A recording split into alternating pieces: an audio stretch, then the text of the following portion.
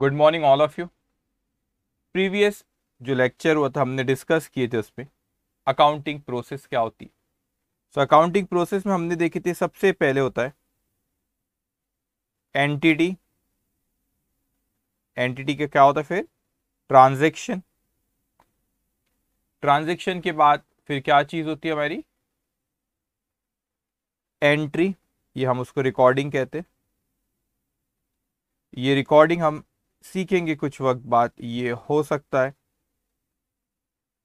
कि जर्नल में रिकॉर्ड करा जा रहा है, हो सकता है कैश बुक में रिकॉर्ड करा जा रहा है, ये हो सकता है अदर सब्सिडरी बुक में रिकॉर्ड किया जा रहा है।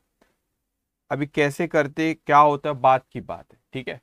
रिकॉर्डिंग के बाद फिर हम उसको एक लेजर बनाते हैं और लेजर एक बुक होती है, उसमें बहुत से अकाउंट बने हुए होते हैं हमारे।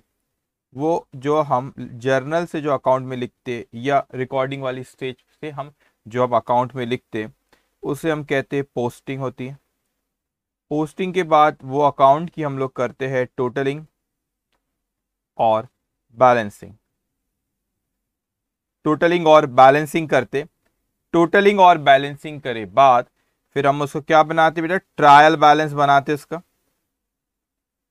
ट्रायल बैलेंस के बनाए बाद एडजस्टमेंट एंट्री पास होती है अगर कोई है तो। व्हाट इज एडजस्टमेंट एंट्री इसके भी फिक्र मत करना, जब फाइनल अकाउंट एक चैप्टर है आपको वहां पे सारी चीजें डिस्कस होती हैं। उसके बाद बनता है हमारा फाइनेंशियल स्टेटमेंट। उसके बाद क्या बनता है फाइनेंशियल स्टेटमेंट। ओके सो फिर यहां पे बनता है हमारा फाइनेंशियल स्टेटमेंट। ये हमारी अकाउंटिंग प्रोसेस होती है, इसको अकाउंटिंग साइकिल भी कहते हैं, ठीक है। ये हमारी अकाउंटिंग प्रोसेस होती है, इसे अकाउंटिंग साइकिल भी कहते हैं। तो सबसे पहले आपने क्या देखे यहाँ पे, अगर आप देखोगे वहां पे तो सबसे पहले आपने देखे कि एंटिटी, फिर उसका ट्रांजेक्शन, रिकॉर्डिंग, लेजर, फिर उसमें अकाउंट बनते, posting, totalling and balancing, trial balance, adjustment entry and financial statement. ये सारी की सारी हमारे अकाउंटिंग प्रोसेस है। अब आपको इस चैप्टर में अगर हम देखा जाए तो पूछा उसने 5 चीजें आपके सिलेबस में यहाँ पे इस चैप्टर में है। 5 चीजें बेसिकली हमको सीखना है। क्या सीखना है हम लोगों को, कौन सी 5 चीजें? एक तो जर्नल सीखना है, एक कैश बुक सीखना है, और एक अदर सब्सिडरी बुक होती है वो सीखने का। ये 3 चीजें हुई, ठीक है। इसके अलावा फिर आपको अकाउंट सीखना है। वो पोस्टिंग और टोटलिंग एंड बैलेंसिंग वो अकाउंट में ही होता है, उसी का एक पार्ट है वो, ठीक है। 4 चीजें हो गई। उसके बाद भी हम लोग को ट्रायल बैलेंस सीखना है, ठीक है। ये 5 चीजें आप लोगों को इस चैप्टर का पार्ट है। सर फाइनल अकाउंट और एडजस्टमेंट एंट्री, फाइनल अकाउंट और एडजस्टमेंट एंट्री जो एक फाइनेंशियल स्टेटमेंट, इसको फाइनल अकाउंट भी कहते हैं फाइनेंशियल स्टेटमेंट को, ओके। एडजस्टमेंट एंट्री और फाइनेंशियल स्टेटमेंट, इसके ऊपर एक पूरा चैप्टर है आपका, ये वहां पे बात होगी। सर पोस्टिंग और टोटलिंग एंड बैलेंसिंग, वो पोस्टिंग और टोटलिंग बैलेंसिंग इसी का पार्ट है वो, एक तरह से वो इसी का पार्ट है, इसी में किया जाता है वो अकाउंट में, ठीक है। इसी का वो पार्ट है, ठीक है। अब इस चैप्टर में मतलब हमको ट्रायल बैलेंस तक सारी चीजें सीखना है, मगर हम लोग जर्नल पे एकदम से नहीं आएंगे। पहले ऊपर शुरुआत में जब सबसे पहला पॉइंट है एंटिटी, मैं वहां से शुरू करूंगा। एक एक कंसेप्ट हम क्लियर करते जाएंगे बेटा, स्टेप बाय स्टेप हम चलते जाएंगे, ठीक है। फिर मैं जर्नल पे, कैश बुक पे, फिर वो लेजर, सब्सिडरी बुक, हर चीज पे मैं आऊंगा। ट्रायल बैलेंस तक हमको इस चैप्टर में सीखना रहेगा, ओके।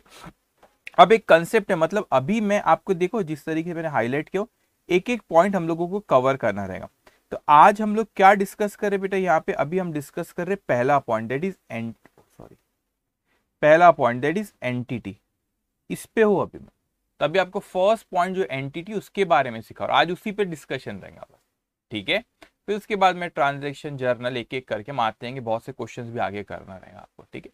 तो मैंने जो ग्रीन कलर से हाईलाइट किया वो आपको सिलेबस में दिया हुआ है, ठीक है। लेकिन उसको समझने के लिए हमको एंटिटी, बिजनेस एंटिटी कंसेप्ट, छोटे छोटे बहुत से कंसेप्ट है, बहुत जरूरी है वो समझना, ठीक है। अब what is business entity concept, उसको हम समझते हैं। आप चाहो तो अब एक अपने नोटबुक में, चाहो नहीं आपको देना, एक नोटबुक में बढ़िया सी हेडिंग दो, बिजनेस एंटिटी कंसेप्ट। थ्योरी 1 2 सब लिखा हुआ है, लेकिन आपको कंसेप्ट पे ध्यान देना और मेरी बातों को बहुत ध्यान से सुनना है। एक मेरा फ्रेंड है सौरभ, ठीक है। अब सौरभ कहते हैं भाई जुबैर मुझे ना एक बिजनेस शुरू करना है। उसने एक बिजनेस शुरू किया भी, ठीक है। एग्जाम्पल ये मिस्टर सौरभ। ठीक है, ये कौन है सौरभ?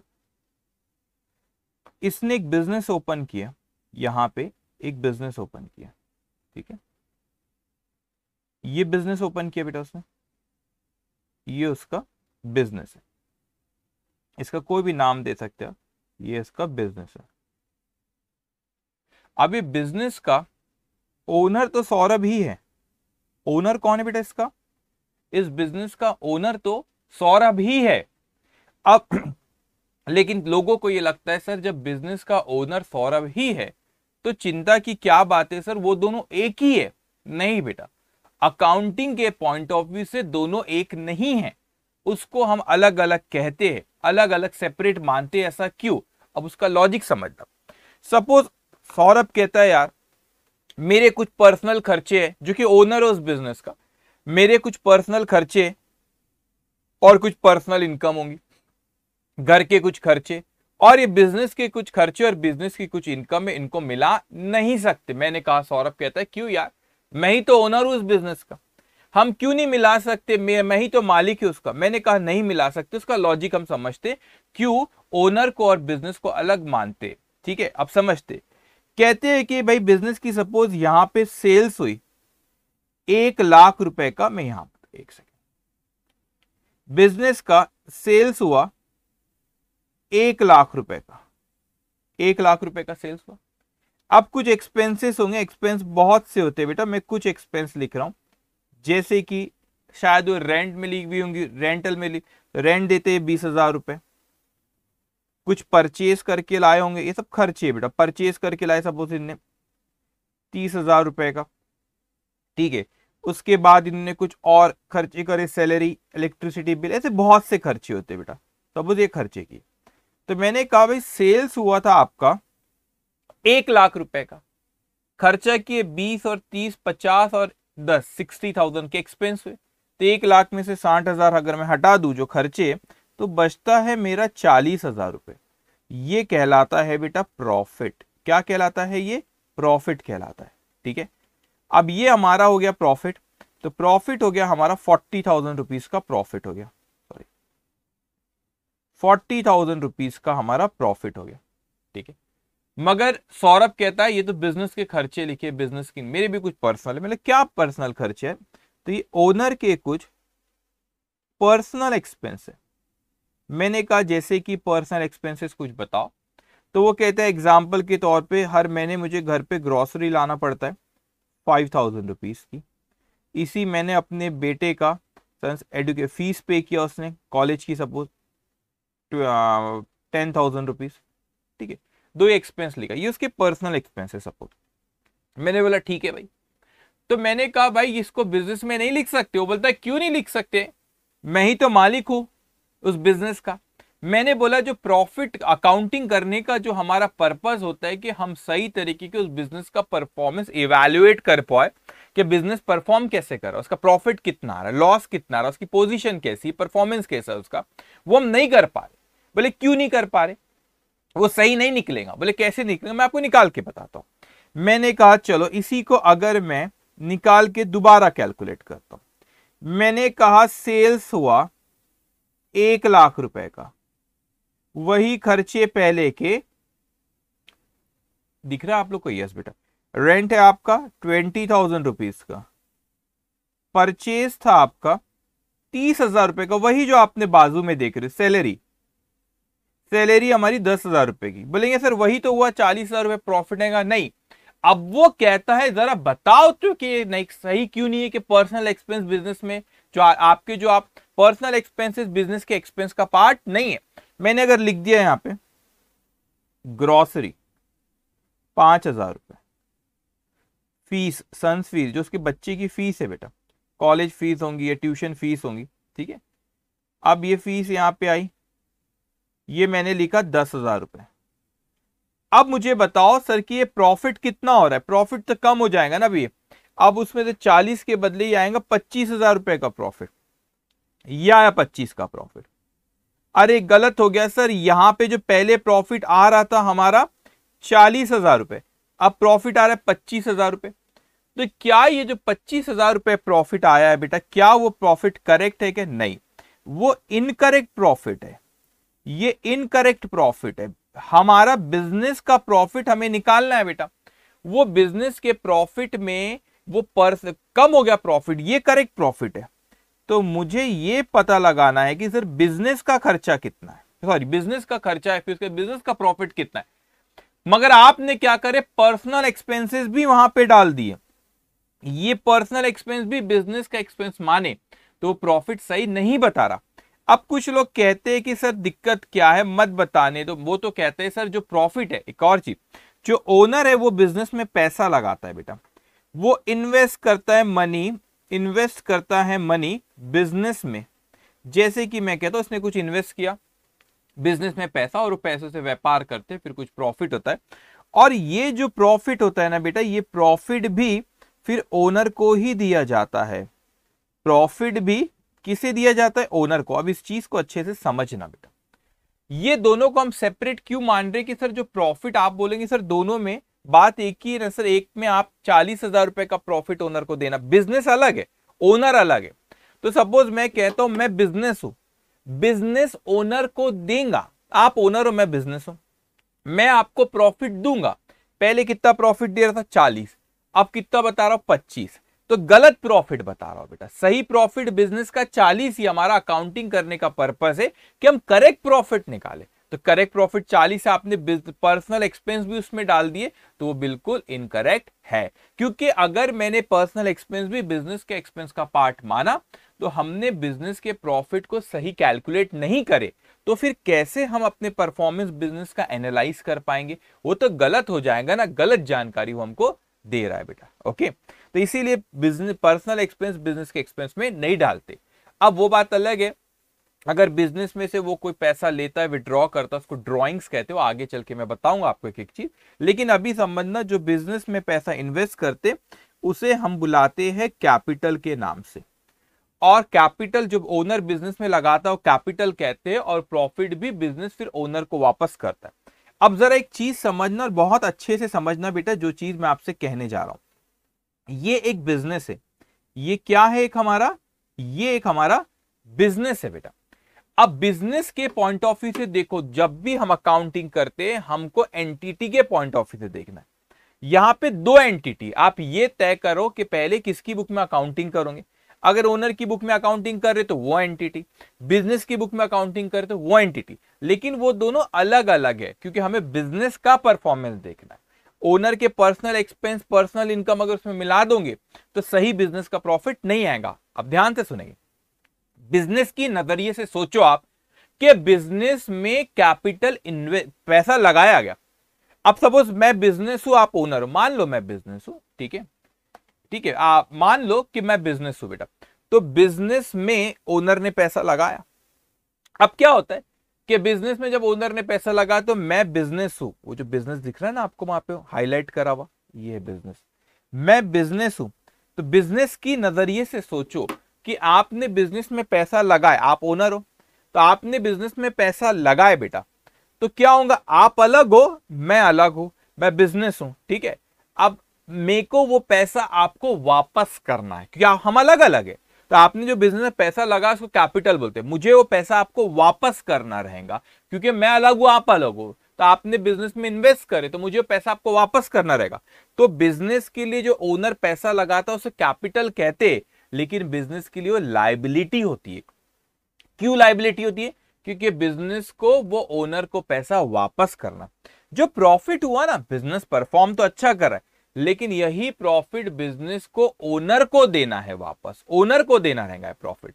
तो ओनर को जब ये प्रॉफिट देना है बेटा, तो वो भी एक बिजनेस के लिए लायबिलिटी होती है। तो अगर कोई साइंस वाले बच्चे बिल्कुल भी नहीं घबराना, जो कॉमर्स वाले होंगे उनको फाइनल अकाउंट कभी बनाए होंगे तो कैपिटल आप लायबिलिटी साइड में लिखते हो, वो इंटरनल लायबिलिटी रहती है, क्योंकि ओनर को देना रहता है। तो जो ओनर ने पैसा लगाया वो हम किसको देते वापस बेटा, बिजनेस को ओनर को वापस करना, तो उसके लिए लायबिलिटी। जो प्रॉफिट हुआ वो भी आप कैपिटल में ऐड करते थे, तो वो भी किसको वापस देना है, हमको ओनर को वापस देना है। तो बिजनेस के लिए वो एक लायबिलिटी होती है, कैपिटल, इंटरनल लायबिलिटी, क्योंकि ओनर को ही देना रहता है इसलिए उसको कहते हैं। लेकिन बिजनेस के ट्रांजेक्शन और ओनर के जो पर्सनल ट्रांजेक्शन है वो दोनों अलग ट्रीट करते, वो सेपरेट है। इसको separate entity concept, business entity concept को सेपरेट एंटिटी कंसेप्ट के नाम से भी बुलाते हैं। So business is considered to be separate and distinct from its owner. तो जो बिजनेस होता है बेटा, बिजनेस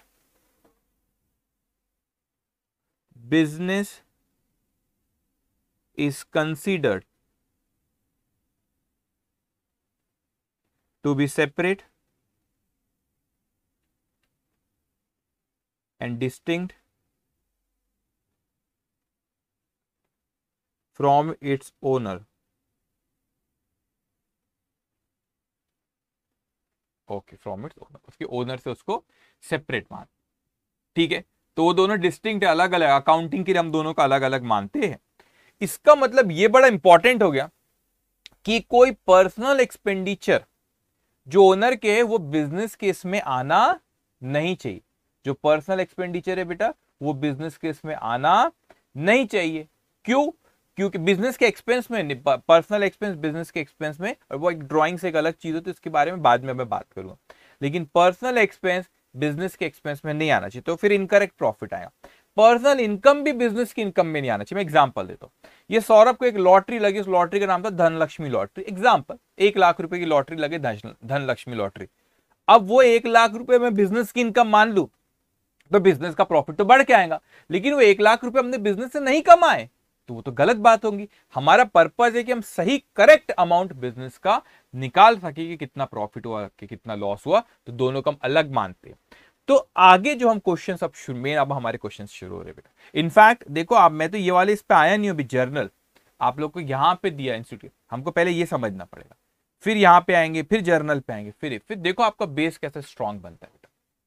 तो अब हमको ये बड़ा इंपॉर्टेंट होता है कि ट्रांजेक्शन को पढ़ के ये तय करना कि बिजनेस का एक्सपेंस है कि पर्सनल एक्सपेंस है, ठीक है।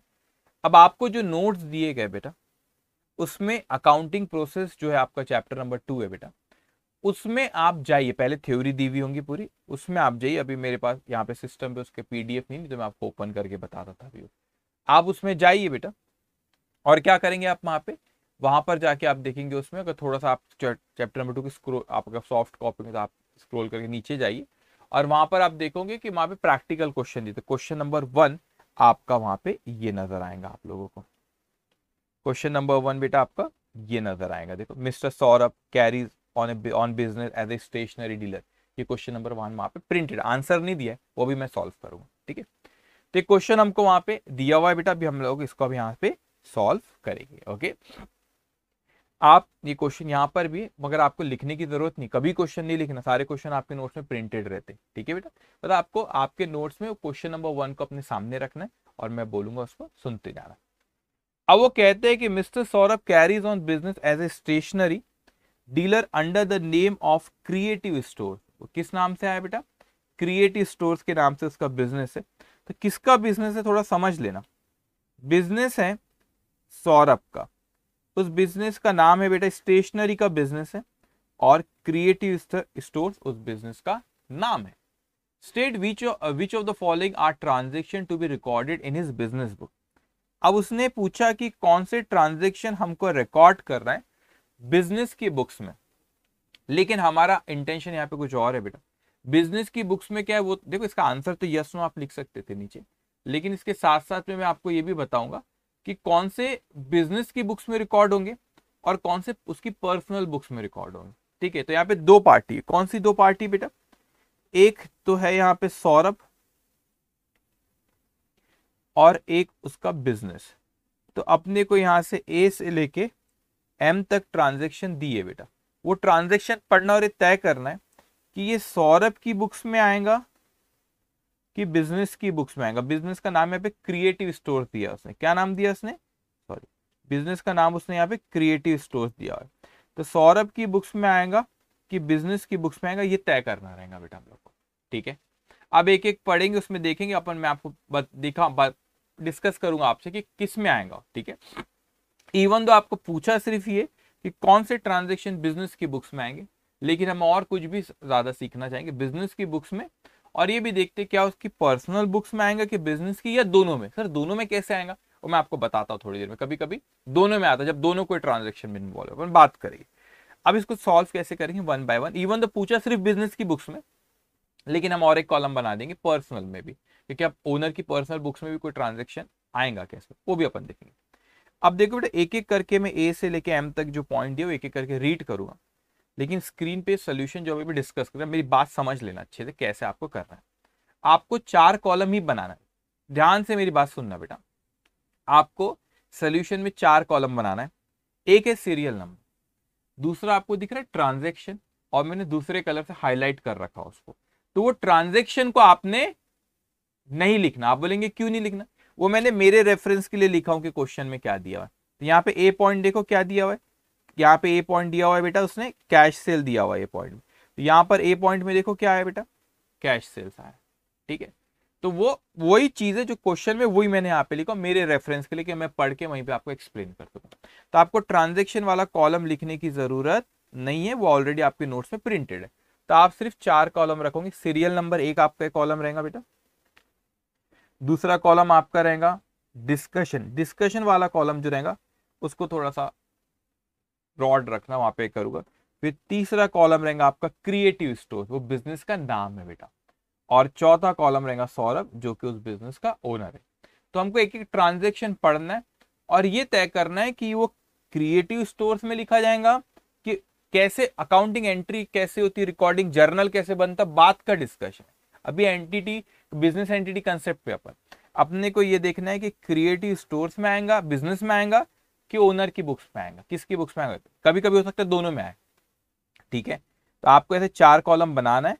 अब आप जल्दी से इसको बेटा ड्रॉ करो। ठीक है, 15 लाइन का आप इसको अच्छा एक काम करो, 15 लाइन का सब ड्रॉ मत करो क्योंकि वो आगे ऊपर है।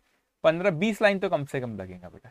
ठीक है, आप 20 लाइन का ड्रॉ कर लो इसको जल्दी से। और वो बिजनेस वाला कॉलम और ओनर वाला कॉलम नैरो रखना, उसमें यस नो लिखना है बस अपने को, डिस्कशन थोड़ा सा ब्रॉड रखना। ठीक है, और कभी कम ज्यादा होगा तो फिर आपने और ड्रॉ कर लेना। मैं पहले ही बता रहा हूं, आपका फोकस पढ़ते वक्त, मैं आपको क्रिटिसाइज नहीं कर रहा हूं बेटा। 11-12 में हो सकता है तो आपका फोकस होगा डेकोरेशन पे, बराबर वो एकदम एंगल बराबर है कि नहीं, ऑल दैट। यहाँ पे फोकस वो ठीक है, ड्रॉ सब तो करना है आपको, लेकिन आपका फोकस होना चाहिए कंसेप्ट पे। कंसेप्ट अच्छे से समझना ज्यादा जरूरी है। ओके, अब देखो बेटा, यहाँ पे एक एक ट्रांजेक्शन आपके नोट्स में है आपके पास। इस क्वेश्चन नंबर 1 जो है ये आपके पास है बेटा। ठीक है, क्वेश्चन नंबर 1 आपके पास नोट्स में, वही क्वेश्चन नंबर 1 है, वैसे ही हमेशा ये सीक्वेंस में रहेंगे। अब सबसे पहले हमको बोलता है कैश सेल्स, जैसे यहाँ पे लिखा हुआ है कैश सेल्स। अब इस चीज को बेटा अच्छे से समझना, कैश सेल का मतलब क्या होता है? क्या कैश बेचा उसका ये मतलब होता है? नहीं। और मेरी हर एक एक बात बहुत बारीक बारीक से आपको समझना रहेगा अच्छे से। ठीक है, कैश सेल्स, तो कैश सेल क्या होता है कि कैश बेचा क्या? नहीं बेटा, उसका ये मतलब नहीं होता कैश बेचा। उसका मतलब होता है कि सेल कैश में हुआ, मतलब फट से आपने बेचो और इमीडिएटली पैसा आ गया, उसको बोलते हैं कैश सेल। कैश नहीं बेचे, सेल हुआ, उसका पैसा इमीडिएटली आ गया, तो उसको हम कैश सेल के नाम से बुलाते हैं। अब अच्छे से समझना इन चीजों को। तो यहां पर उसने ना एकदम बारीकी से समझना हर चीज को। यहाँ पे आप खुद सोचो, कॉमन मतलब कैश सेल कौन करेगा? ओनर, मतलब सौरभ खुद करेगा कि बिजनेस? कहां से सौरभ के पर्सनल इसमें से सेल हुआ होगा कि बिजनेस में से सेल होगा? नॉर्मली क्या, बिजनेस में से सेल हुआ, तो बिजनेस में से वो सेल हुआ। तो एक बात बताओ, यहाँ पे क्रिएटिव स्टोर है, तो मैं क्रिएटिव स्टोर को ऐसा लिख लूंगा CS, this is creative store. हाँ बेटा, वो बिजनेस का नाम है, ये बिजनेस का नाम है क्रिएटिव स्टोर। अब उसने गुड्स बेचा, सेल के कोई पार्टी को बेचा होगा।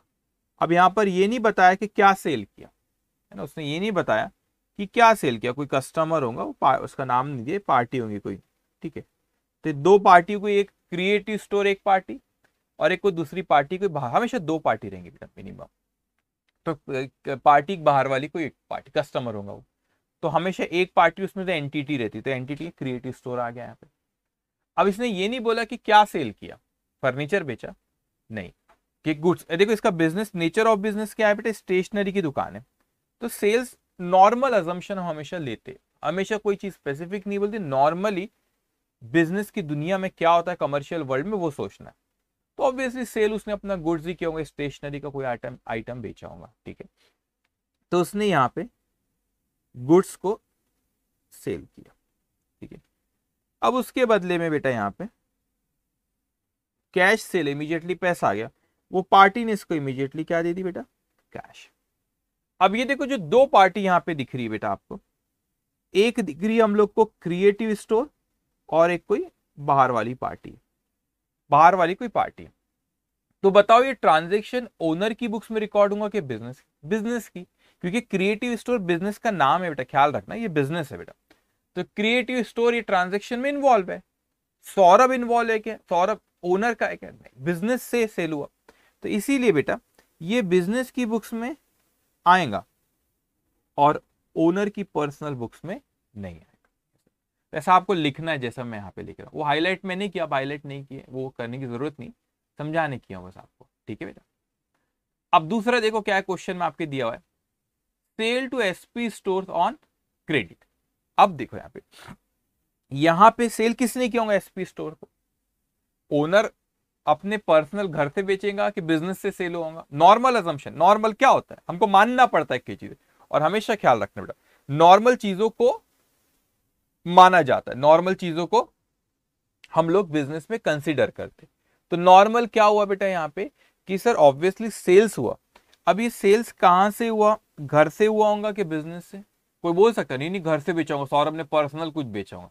अरे नॉर्मल सोचो, हो सकता है उसने अपने पर्सनल बेचा होगा कुछ, अगर तो हमेशा नॉर्मल चीजें सोचो, अगर जो चीज नॉर्मली नहीं होती तो ऐसा मानते कि क्वेश्चन में दिया हुआ रहता है। तो ये सेल्स बोला तो हम यही मानेंगे कि बिजनेस में से सेल्स हुआ होगा, ठीक है। अब बिजनेस में से सेल हुआ बेटा, तो ये हमारा रहा क्रिएटिव स्टोर्स, ये रहा क्रिएटिव स्टोर्स। अब उसने किसी को सेल्स किया, उसका नाम दिया यहाँ पे एसपी स्टोर्स, एसपी स्टोर्स, और उसने, ये एक दूसरी पार्टी है, ये एक पार्टी एसपी स्टोर। अब उसने बेटा यहां पे इसको गुड्स दिया, क्या दिया बच्चों, गुड्स दिया। अब साफ साफ उसने कहा है कि किसमें बेचा है बेटा, क्रेडिट में। क्रेडिट मतलब उधारी में बेचा है, तो उसको हमने गुड्स तो दिए मगर उसके बदले में कैश इमीडिएटली नहीं आई, उसके बदले में कैश इमीडिएटली नहीं आई। तो आप देखोगे ऊपर वाले में यहाँ पे कैश आई बेटा, यहां पर कैश इमीडिएटली आई है कि बेटा नहीं आई है। तो ये इसका मतलब क्या हुआ, इसको कहते हैं उधारी में बेचे, तो हमको कैश अभी नहीं आई बट राइट टू रिसीव मिला। What is right to receive बेटा, राइट टू रिसीव का मतलब होता है कि अभी नहीं आया लेकिन हमको राइट है कि वो आगे चल के हमको मिलने वाला है, राइट टू रिसीव, ठीक है। तो हमारे पास राइट्स है कि हमको आगे चल के रिसीव होगा बेटा। तो ये हुआ, अभी इमीडिएटली नहीं आया लेकिन आने वाला है, जिसको बोलते हैं राइट टू रिसीव, आगे मतलब रिसीवेबल बोलते हैं इसको, रिसीवेबल भी कहते हैं, ठीक है। रिसीवेबल, रिसीव्ड नहीं हुआ, ऊपर रिसीव्ड हो गया, पैसा आ गया, रिसीवेबल है, ठीक है। और जिससे उधारी में बेचते, जिससे पैसा लेना है हमको, उसको डेटर्स कहते हैं। क्या कहते हैं, डेटर्स। ऐसे एक एक टर्म्स में आपको बताते रहूंगा। तो यहाँ पे क्रिएटिव स्टोर्स के लिए वो एसपी स्टोर क्या हो गया बेटा, डेटर्स हो गया, क्योंकि हमने उसको उधारी में बेचे तो हमको उससे पैसा लेना है। अब एक चीज अच्छे से समझना, मेरा यहाँ पे पर्पस क्या है बेटा हम लोगों का यहाँ पे, कि ये पता लगाना कि उस ट्रांजेक्शन में इन्वॉल्व कौन है। तो मेरे को बताओ वो दो पार्टी, एक क्रिएटिव स्टोर एक एसपी स्टोर, उसमें कौन इन्वॉल्व है, ओनर इन्वॉल्व है कि बिजनेस, बिजनेस। तो ये किसकी बुक्स में बेटा रिकॉर्ड होगा, बिजनेस की बुक्स में रिकॉर्ड होगा, इसीलिए मैं वहां पे यस लिख रहा हूं। और ओनर की बुक्स में रिकॉर्ड नहीं होगा, बल्कि आप ऊपर ना ऐसे हेडिंग दे दो, to be recorded, to be recorded, यहाँ पे लिखना, सॉरी यहाँ पे लिख लो, ठीक है, यहाँ पे आप लिख लो ऊपर में, to be recorded in the books of, दिख रहा है नहीं दिख रहा, एक सेकेंड, कोई बात नहीं, to be recorded in the books of. अब to be recorded in the books of मतलब किसकी बुक्स में लिख रहे, क्रिएटिव स्टोर्स की सौरभ की। तो ये पहले के दो ट्रांजैक्शन क्रिएटिव स्टोर की बुक्स में रिकॉर्ड होंगे और सौरभ की बुक्स में रिकॉर्ड नहीं होंगे, ठीक है। अब आगे आते हैं बेटा, देखो थर्ड क्या करें हमको, purchase saris from Gupta Sons. अब ना एक चीज समझना, बहुत अच्छे से छोटी छोटी चीजें समझना। अब कई बार ना क्वेश्चन में साफ साफ कह देता है कोई कोई ट्रांजैक्शन हुआ वो कैश में हुआ कि उधारी में हुआ, है ना, साफ साफ कहता है। जैसे आप पहला ट्रांजेक्शन पढ़ोगे ए पॉइंट, तो उसने हमको साफ साफ कह दिया कि वो कैश सेल है, बता दिया कि वो नगद में सेल हुआ। सेकंड वाला कैश में, सेकंड बी पॉइंट में उसने बोल दिया ऑन क्रेडिट, साफ साफ कह दिया कि उसने क्या है बेटा, वो ऑन क्रेडिट, उधारी में बेटा। ठीक है, अब इस चीज को समझेंगे बेटा यहां पे।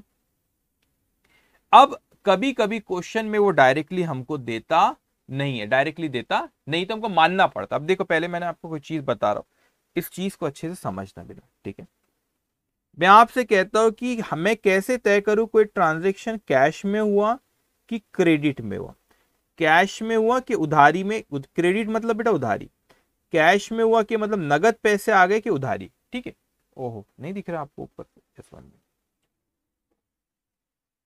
अब दिख रहा है ऊपर, कैश में हुआ। और यहाँ पे ये आप कहीं पे लिख लेना अपने नॉलेज के लिए, मैं कहाँ लिखूं मैं, देखो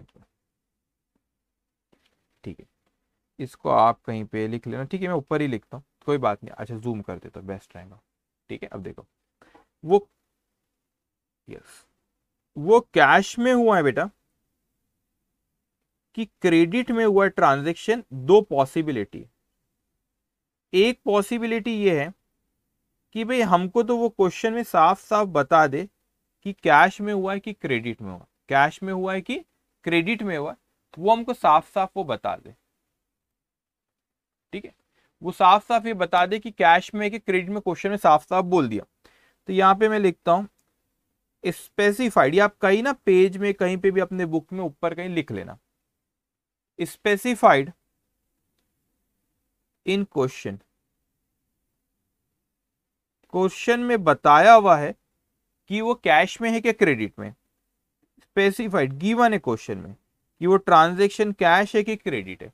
तो उसने बोला अगर कैश है तो हम उसको कैश मान लेंगे, उसने बोला अगर क्रेडिट है तो हम उसे क्रेडिट मान लेंगे। जो बोला क्वेश्चन में हम उसको मान लेंगे। जैसे कि यहां पे बेटा पॉइंट नंबर 1 में उसने हमको बोला कि कैश है तो हमने उसको कैश सेल मान ली। पॉइंट नंबर बी में उसने बोला क्रेडिट सेल है तो हमने उसको क्रेडिट सेल ही था, हाँ क्रेडिट सेल था, क्रेडिट सेल तो हमने मान ली। जो स्पेसिफाइड किया है, जो बोला है वो हम उसको मान लेंगे। लेकिन कभी कभार होता है बेटा कि हमको, या आपने लिखे ऐसे कैश क्रेडिट ऊपर हेडिंग देना बेटा, देखो कैश क्रेडिट दिखेगा भी नहीं आपके, देखो यहाँ पे कैश क्रेडिट ऊपर हेडिंग देना, फिर लेफ्ट हैंड साइड पे लिखना ऐसे स्पेसिफाइड इन क्वेश्चन, फिर लिखना कैश और क्रेडिट। जो बोला उसको मान लेंगे। मगर ये ओहो क्रेडिट, ओके, मगर हो सकता है बेटा क्वेश्चन में उसने हमको स्पेसिफाई नहीं किया, तो ये भी possibility, not specified in question. Question में स्पेसिफाइड नहीं किया है तो फिर हमने क्या करना बेटा, क्वेश्चन में स्पेसिफाइड हमें नहीं किया, not specified in question, question में स्पेसिफाइड नहीं किया उसने, तो फिर कैसे करेंगे बेटा। तो ध्यान रखना, अब ये जो मैं आपको कहने जा रहा हूं अभी जो चीज, इसको इंटरप्रिटेशन रूल कहते हैं। ये कोई बाय एक्ट या कोई बाय लॉ, कोई कानून में नहीं लिखा हुआ है, लेकिन नॉर्मल कमर्शियल बिजनेस की इंडस्ट्री में इसी तरह के इसे फॉलो करा जाता है। तो मैं आपको बोलूंगा तो आपको एग्जांपल दूंगा तो समझ में भी आएगा बेटा। तो उस तरीके से फॉलो किया जाता है, इसीलिए हम उसको वैसा ही मानते हैं, मगर कोई एक्ट और कानून नहीं कह रहा जो भी मैं जो चीज कहने जा रहा हूं। अगर क्वेश्चन में आपको स्पेसिफाइड दिया है, किया है कि कैश है कि क्रेडिट है, तो वो चुपचाप से मान लेना। If not specified in question, if not ऐसे लिख लो करके, if not specified in question, अगर नहीं बोला है तो ये रूल लगता है। अगर स्पेसिफाइड है तो दिमाग नहीं लगाना, जो उसने बोला चुपचाप से मान लेना अपने को, कैश है कि क्रेडिट है। अगर नहीं बोला तो फिर अपने को ये इंटरप्रिटेशन रूल लगाना है। ठीक है, क्या रूल, नॉर्मल बिजनेस की इंडस्ट्री में यही होता है।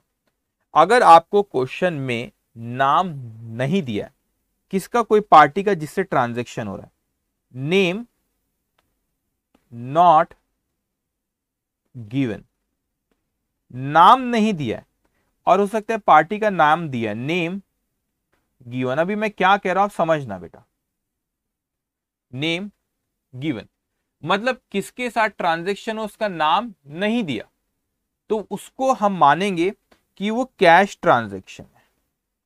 क्या मानेंगे बेटा उसको, कैश ट्रांजैक्शन। और जो पार्टी के साथ ट्रांजैक्शन है उसका नाम अगर दिया है तो हम उसको क्रेडिट ट्रांजैक्शन मानते। क्या मानते? Credit transaction. ऐसा क्यों बेटा?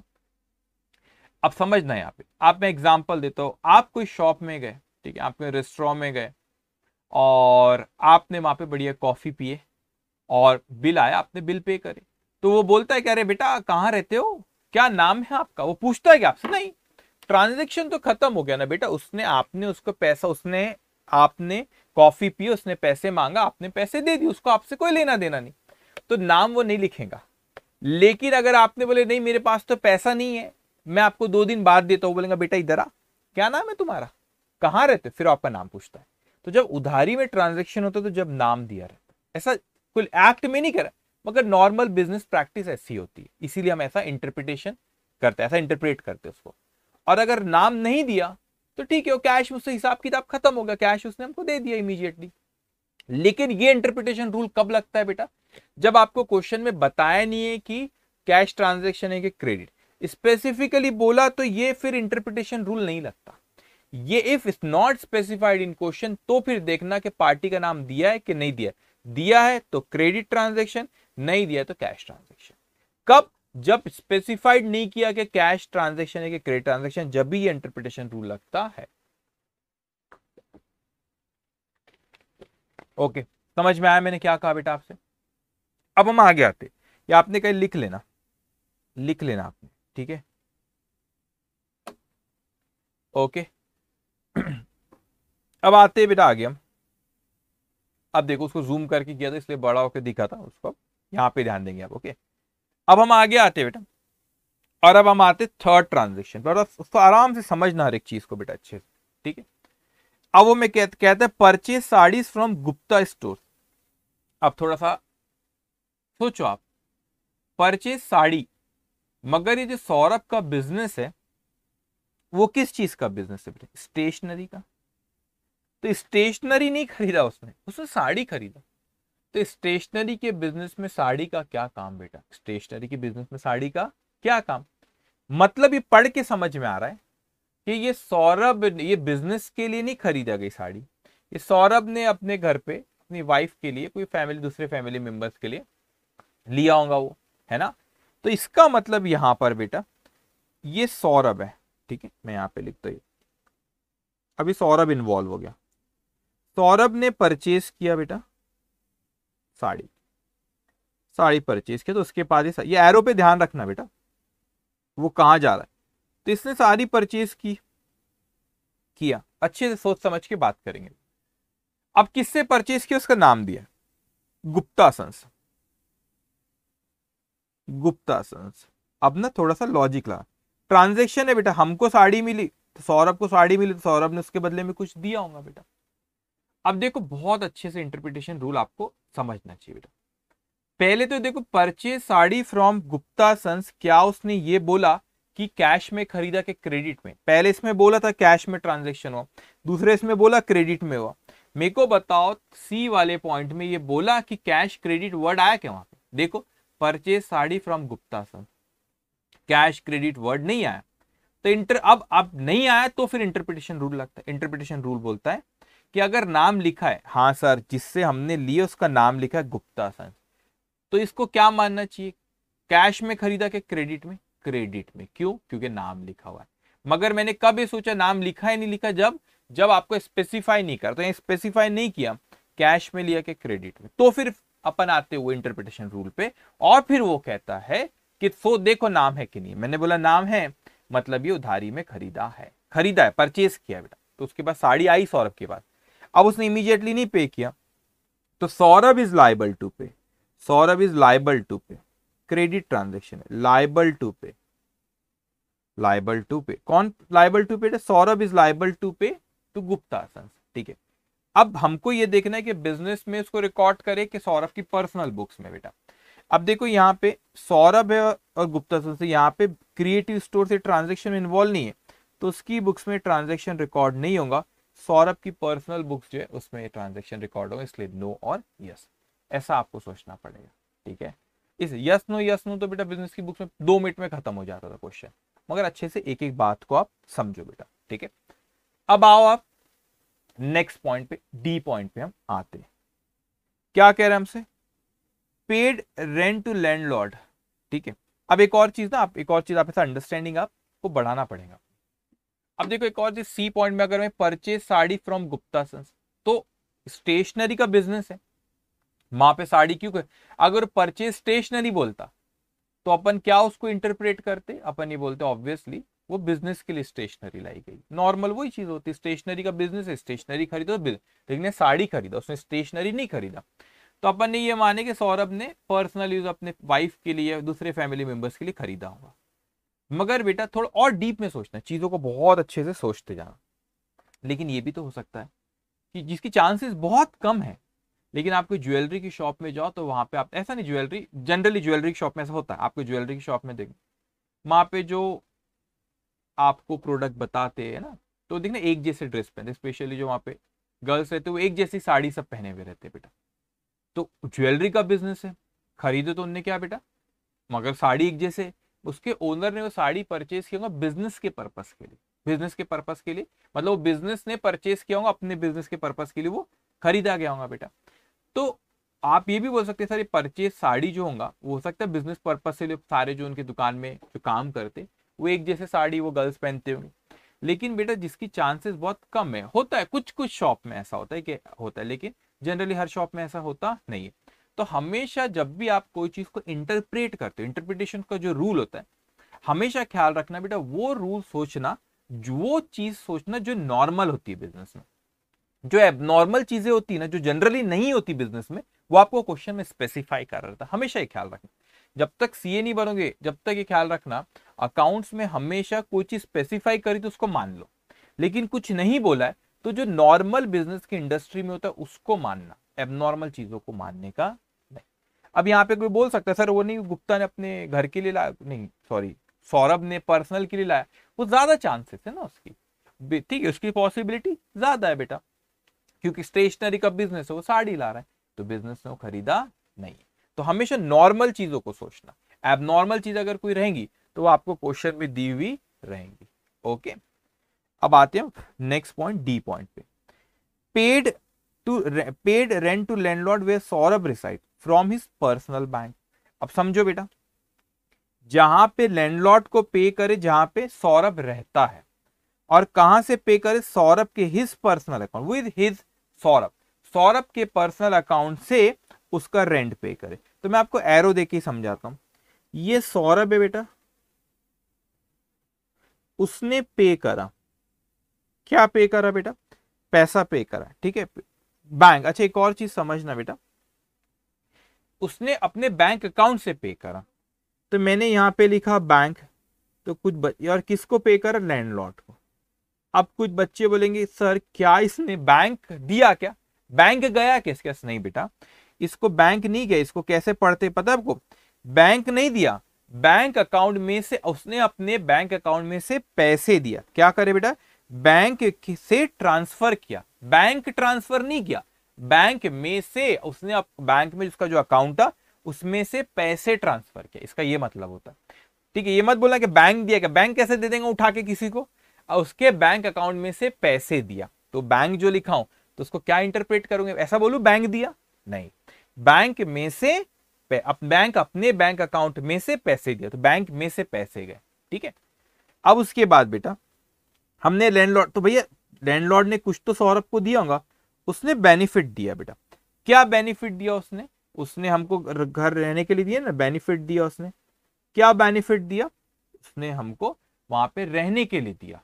तो भैया वही ट्रांजैक्शन होता है, तो सौरभ ने पैसा दिया बैंक में से पैसा गया, और लैंडलॉर्ड ने उसको बेनिफिट दिया, वो जगह यूज करने के लिए दिया, घर यूज करने के लिए, रहने के लिए दिया। अब यहां पे मेरे को बताओ बेटा कौन इन्वॉल्व है, दो लोग इन्वॉल्व है, कौन दो से दो लोग इन्वॉल्व है, ये देखो एक सौरभ का घर है, वो बिजनेस का घर नहीं, तो सौरभ है एक और वो एक लैंडलॉर्ड है, तो इसमें कहीं पे बिजनेस इन्वॉल्व है क्या, नहीं, तो बिजनेस की बुक्स में ये ट्रांजैक्शन रिकॉर्ड नहीं होगा और सौरभ की बुक्स में ट्रांजैक्शन रिकॉर्ड होगा।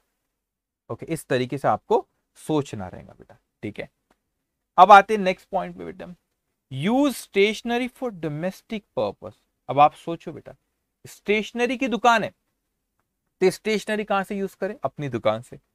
अब ये ट्रांजैक्शन को अच्छे से समझना, ये है हमारा क्रिएटिव स्टोर। जब CS लिखते हैं तो क्रिएटिव स्टोर से, ये बिजनेस है हमारा, ये बिजनेस है। इसको मैं शॉर्टकट CS भी लिख सकते हो, बिजनेस है, जगह नहीं है तो आप CS भी लिख सकते हो, क्रिएटिव स्टोर जो कि बिजनेस है। बिजनेस ने सौरभ को, है ना, use stationery for domestic purpose, personal खर्चे, डोमेस्टिक, तो ऑब्वियसली पर्सनल के लिए किसको दिया, सौरभ को बोल, सौरभ, ठीक है। अब सौरभ को उसने गुड्स दिया, स्टेशनरी में क्रिएटिव स्टोर डील करता, ओनर है सौरभ। कौन है बेटा, ये ओनर है। तो ओनर को उसने स्टेशनरी दिया। अब ख्याल रखना बेटा, जो बिजनेस में जनरली जब भी ओनर अपने पर्सनल चीजों के लिए बिजनेस में से कोई चीज लेकर जाता है, उसको ड्राइंग्स कहते हैं। क्या कहते हैं बेटा, ड्राइंग्स। अब कहते थे आपके कुछ पेरेंट्स होंगे जो जॉब करते होंगे तो उनको सैलरी आती है, लेकिन कुछ लोग ऐसे होंगे बेटा जो बिजनेस करते हैं आपके पेरेंट्स, तो उनको सैलरी तो नहीं आती, तो बिजनेस में से पैसा लेते या कोई गुड्स उठाते, कोई ना कोई बिजनेस में से चीजें लेते। तो उसने यहाँ पे स्टेशनरी लेके गया, तो वो एक गुड्स उसने लेकर गया बेटा, ठीक है। अब मेरे को बताओ, उसके बदले में सौरभ को भी तो कुछ बिजनेस को देना पड़ेगा, क्योंकि मैंने ही आपको थोड़ी देर पहले बताया कि बिजनेस अलग है और ओनर अलग। बात तो बिल्कुल सही है बेटा, बिजनेस अलग है और ओनर अलग है बेटा, ठीक है। तो ओनर ने यहां से बिजनेस में से गुड्स लेके गए, स्टेशनरी लेकर चले गए, ठीक है। अब मेरे को बताओ, उस सौरभ को भी तो बिजनेस को कुछ देना पड़ेगा। हाँ, आप पढ़ोगे, कॉमर्स वाले समझ जाएंगे, साइंस वाले बिल्कुल भी घबराना मत बेटा, बिल्कुल भी नहीं घबराना, आगे आप डिटेल में सारी चीज आएंगी जब जर्नल पे आऊंगा मैं। मगर सौरभ को भी तो कुछ देना पड़ेगा ना भाई, तुमने स्टेशनरी बिजनेस की उठा ली, तुम लोग दो सेपरेट लोग माना जाता है। तो भाई ऐसा हुआ यहाँ पे कि सौरभ ने जब बिजनेस शुरू करा होगा, जो बिजनेस में पैसा लगाते हैं उसको कैपिटल कहते हैं। भी थोड़ी देर पहले बिजनेस एंटिटी कंसेप्ट में भी मैंने आपको बोला था, उसको क्या कहते हैं बेटा, कैपिटल कहते हैं, जो ओनर पैसा लगाता है। तो अब उसने क्या किया, बिजनेस में से पैसा लेके चले गया। अब मैं आपको बताता हूं, आप ओनर हो, मैं बिजनेस हो, आपने पैसा बिजनेस में लगाए। तो बेटा क्या हुआ, बिजनेस में पैसा लगाए। अब बिजनेस के लिए जो आपने बिजनेस में पैसा लगाए, आपने बिजनेस में पैसा जो लगाए, आप सौरभ है मान लो, आपने बिजनेस में पैसा लगाए बेटा, तो क्या हो गया, ये बिजनेस के लिए लाइबिलिटी, क्योंकि मेरे को आगे चल के वापस करना है, क्योंकि आप एक अलग हो, मैं एक अलग हूं, तो मुझे आपको पैसा वापस करना है। अब क्या हुआ, मेरे को पैसा वैसे ही आपको कुछ वापस करना है। अब आपने बिजनेस में से कोई अपने पर्सनल इसके लिए ले गए, तो मैं बोलूंगा चल लाओ पैसा, लाओ पैसा लाओ, आपने स्टेशनरी बिजनेस में से लेकर चले गए, लाओ पैसा लाओ। तो आप बोलेंगे अरे बिजनेस, आप मेरे को बोलते हो अरे बिजनेस, मैं तुझे क्यों पैसा दूं, क्योंकि ऑलरेडी मैंने बिजनेस में पैसा लगा के रखा हो, कैपिटल, वो उसी में से एडजस्ट कर लेना। मुझे भी तो आपने जो कैपिटल बिजनेस में लगाया, मुझे भी तो आपको उसका पैसा वापस करना है, और जो आपने गुड्स लेके गए उसका पैसा मुझे आपसे लेना है। तो आप बोलते हैं कि बिजनेस, मैं तुझे क्यों पैसा दूं, ऑलरेडी मैंने तेरे इसमें बहुत पैसा इन्वेस्ट करके रखा हूं, तुझे ऑलरेडी वो पैसा मुझे वापस करना है, उसी में से एडजस्ट कर ले। तो जो पर्सनली इसके लिए लेके जाते हैं उसको ड्रॉइंग्स कहते हैं बेटा, और वो ड्रॉइंग्स बिजनेस के में जो बिजनेस को जो ओनर को पैसा वापस करना रहता है उसमें एडजस्ट कर लेते हो। तो जो ओनर का अकाउंट बिजनेस में मेंटेन करता जो पैसा रहता है उसको कैपिटल अकाउंट कहते हैं, ठीक है। तो जो उसने पर्सनली उसके लेके गया उसको ड्रॉइंग्स कहते हैं। तो वो ड्रॉइंग्स हुआ तो उसके बदले में मैं आपसे पैसा लेना चाहिए, लेकिन आप बोलते हैं कि भाई साहब पहले ऑलरेडी मैंने बिजनेस में इन्वेस्ट कर रखा हूं, वो पैसा बिजनेस को वैसे ही ओनर को वापस करना है, तो उसमें एडजस्ट कर लो, उसमें से कम दे देना, उसमें से काट लो पैसा, ऐसा बोलता है। आपका पहले पैसा जमा है बिजनेस में, आपने पहले इन्वेस्ट कर रखे हो बिजनेस में पैसा, तो आप बोले चल उसमें से काट लेना पैसा, ऐसा कहते हो, तो उसमें से काट लेना, हिसाब कर लेना, बोले ठीक है सर, जो पैसा आपने बिजनेस में लगा उसमें से काट लूंगा। तो ये एडजस्ट होता है, विल एडजस्ट इन, यहां पे लिख देता हूं मैं, will adjust in capital account. जो ओनर का अकाउंट उसको कैपिटल अकाउंट कहते हैं बेटा। कौन सा अकाउंट होता है, कैपिटल अकाउंट होता है। तो will adjust in capital account, okay. अब मेरे को बताओ यहां पे कौन सी दो पार्टी, कौन सी दो पार्टी बेटा बताओ, एक क्रिएटिव स्टोर है और दूसरी सौरभ है। मतलब ये बिजनेस की बुक्स में भी रिकॉर्ड होगा बेटा, और ये सौरभ की बुक्स में भी ये ट्रांजैक्शन रिकॉर्ड होगा। तो दोनों, ओनर की बुक्स में भी रिकॉर्ड होगा और बिजनेस की बुक्स में भी ये रिकॉर्ड होगा, ठीक है। तो ऐसे अंडरस्टैंडिंग होना, नहीं तो अपन तो क्या फट फट फट फट में तो कब से कर लेता था ये, है ना, यस नो करके 2 मिनट में क्वेश्चन खत्म कर देता था। नहीं, अच्छे से समझो। अब आप देखो आपके नोट्स में F पॉइंट क्या कह रहा है, stationery given from shop to IP store. अब देखो यहाँ पे स्पेसिफिकली बोला, इस शॉप में से स्टेशनरी IP स्टोर को एक पार्टी होगी, from utensils taken for home. अरे ये क्या बात हुई, देखो अब इसको समझना अच्छे से बेटा। क्या हुआ कि ये क्रिएटिव, बेटा जगह नहीं ना, तो मैं ऐसे क्रिएटिव स्टोर ऐसा लिख रहा हूं। अब आप समझ जा रहे हैं, CS मतलब क्रिएटिव स्टोर बिजनेस है हमारा। अब बिजनेस ने स्टेशनरी दिया एक दूसरी पार्टी को, उसका नाम है IP स्टोर। स्टेशनरी दिया तो वो हमारी, ठीक है, ये स्टेशनरी दिया तो उसमें इसका बिजनेस है तो उसको गुड्स कहते हैं। जिस चीज में आप डील करते हैं ना उसको गुड्स कहते हैं बेटा। तो ये स्टेशनरी था, हमने इसमें से बेटा दिए उसको गुड्स दिया IP स्टोर को। अब IP स्टोर ने हमको या तो पैसे अभी देना था, ये बोलना था बाद में देता हूं, तो फिर राइट टू रिसीव हो जाता था। लेकिन क्या हुआ, जब वो पैसा वापस करने लगा ना, पैसा जब वो वापस करने लगा तो वो बिजनेस तक आया ही नहीं, क्रिएटिव स्टोर तक पैसा आया ही नहीं बेटा। बीच में हमारे सौरभ भैया थे, तो पहली चीज उसने वापस जो किया वो बिजनेस को नहीं किया, ओनर को, फ्रॉम वो यूटेंसिल टेकन फॉर होम, मतलब ये दुकान वाले ने यूटेंसिल्स दिया, वो जो बर्तन ये सब होते हैं यूटेंसिल्स दिया बेटा, उसका यूटेंसिल्स का बिजनेस होगा। तो सपोज मैं वो क्रिएटिव स्टोर, मैंने आपको स्टेशनरी दिया IP स्टोर को, अब आपने उसके बदले में मेरे को पैसा नहीं दिया, आपने उसके बदले यूटेंसिल दिया, और यूटेंसिल जब देने लगे तो बिजनेस में नहीं आया वो यूटेंसिल, वो किसको दे दिया आपने, ओनर को दे दी। तो वो ओनर को दे दिए तो बिजनेस में तो आया ही नहीं बेटा, तो वो ओनर भी उसमें इन्वॉल्व हो गया। तो यहाँ पे मैंने आपको दिया था और आपने मुझको ना देते, वो एक तो पैसा नहीं दिया, आपने यूटेंसिल दिया, वो भी किसको दिए, मेरे को नहीं दिए, किसको दिए बेटा, ओनर को दे दी। For home, taken for home, घर के लिए, तो घर के लिए ओनर के घर के लिए गया हो, उसने स्टेशनरी शॉप में से किसको दिया, IP स्टोर को, और रिटर्न में IP यूटेंसिल दे दिया ओनर को। तो इसमें बिजनेस भी इन्वॉल्व है बेटा और ओनर भी इन्वॉल्व है, तो इसीलिए ये ट्रांजैक्शन दोनों की बुक्स में रिकॉर्ड होगा। कैसे रिकॉर्ड होता है बाद में सीखेंगे ना अपन, थोड़े 1-2 सेशन बाद जर्नल में सिखाऊंगा ना आपको, लेकिन किसके बुक्स में रिकॉर्ड होगा, दोनों के बुक्स में। ठीक है, ओके। अब आते हैं अपन नेक्स्ट पॉइंट पे बेटा, उसके बाद नेक्स्ट पॉइंट पे आते हैं बेटा, यहाँ पे तो कहां तो F, ठीक है जी। नाउ पेड स्टॉक इंश्योरेंस, अब अच्छे से समझना बेटा, paid stock insurance premium by cheque, paid stock insurance premium by cheque, by cheque हमने स्टॉक इंश्योरेंस प्रीमियम पे कर। अब मेरे को पता है स्टॉक कहां होता है, स्टॉक का मतलब क्या होता है, जो अनसोल्ड गुड्स रहता है जो दुकान में रखा हुआ है। तो बिजनेस को ऑब्वियसली किसकी बात कर रहा है बेटा, वो बिजनेस की बात कर रहा है। अब इसे अच्छे से समझना, तो क्रिएटिव स्टोर से जो कि बिजनेस है उसने दिया, कैसे पे किया बेटा, बैंक। आप बाय चेक मतलब कहां से गया, बैंक से, तो बैंक नहीं दिया, मैं बार बार कह रहा हूं, इसको ऐसा नहीं रीड करना कि बैंक दिया, बैंक में से हमारे बैंक अकाउंट में से पैसा गया, ठीक है, चेक मतलब बैंक से हुआ है। फिर अब ये कोई पार्टी होंगी, अब वो पार्टी में हमने इंश्योरेंस निकाले, इंश्योरेंस समझता है रिस्क कवर करता है, कभी आग लग गई बिजनेस में, स्टॉक जल गया बेटा, अगर स्टॉक जल गया तो फिर क्या होगा आपका, स्टॉक जल गया अगर हमारा तो क्या होगा, नुकसान हो जाएगा ना हमारा, तो नुकसान हो जाएगा बेटा यहाँ पे। तो फिर इसीलिए क्या करते हैं कि वो नुकसान हो गया तो हम रिकवर करते हैं इंश्योरेंस कंपनी से, जब हम इंश्योरेंस पॉलिसी निकालते हैं तो उसको जो हम पैसा देते हो रिस्क कवर करने, उसको इंश्योरेंस प्रीमियम कहते हैं बेटा। तो इंश्योरेंस पार्टी है, तो अब इसने बेटा ये जो कंपनी होगी कोई, वो इंश्योरेंस कंपनी है कोई, ये कोई इंश्योरेंस कंपनी होगी, ठीक है। अब पैसा तो मैंने दिया बैंक से, उसके बदले में उन्होंने मेरे को क्या दिया बेटा, उसके बदले उन्होंने मेरे को बेनिफिट दिए ना, क्या बेनिफिट दिए, रिस्क कवर करे, अगर आग लग जाती है तो वो भरपाई करके देंगे, आग लग जाए या कोई और तरीके से नुकसान है तो वो भरपाई करके देंगे, तुमने बेनिफिट। तो यहाँ पे बताओ कौन सी दो पार्टी इन्वॉल्व है, एक क्रिएटिव स्टोर है और एक बाहर वाली, सौरभ इसमें इन्वॉल्व नहीं है बिजनेस, तो ये किसकी बुक्स में रिकॉर्ड होगा बेटा, ये बिजनेस की बुक्स में रिकॉर्ड होगा, सौरभ की बुक्स में रिकॉर्ड नहीं। समझ में आई चीज बेटा आपको, बिजनेस की बुक्स में रिकॉर्ड होगा, सौरभ की बुक्स में रिकॉर्ड नहीं होगा। अब अपन आगे बढ़ते बेटा नेक्स्ट पॉइंट पे, H पॉइंट पे, वो कहता है अच्छे समझना, wife life insurance premium ₹200 pay to LIC from Creative store.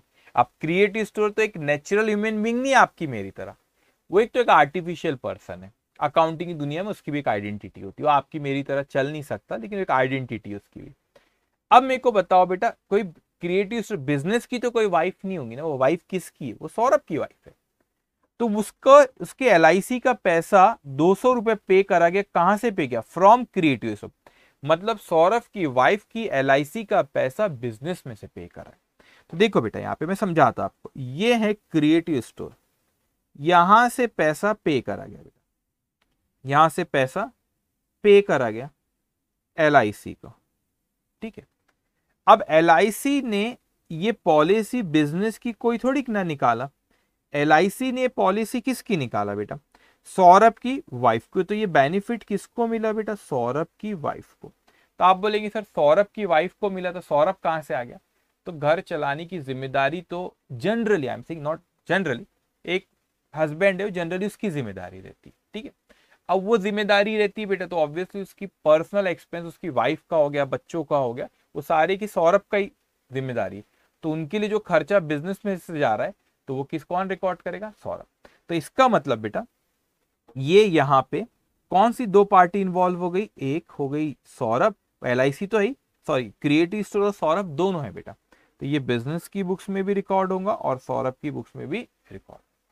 Okay चलिए, अब उसके बाद आते हैं बेटा अपन सेंड कैश टू बैंक। अब आपको बताता है वो कि सेंड कैश टू बैंक, समझना।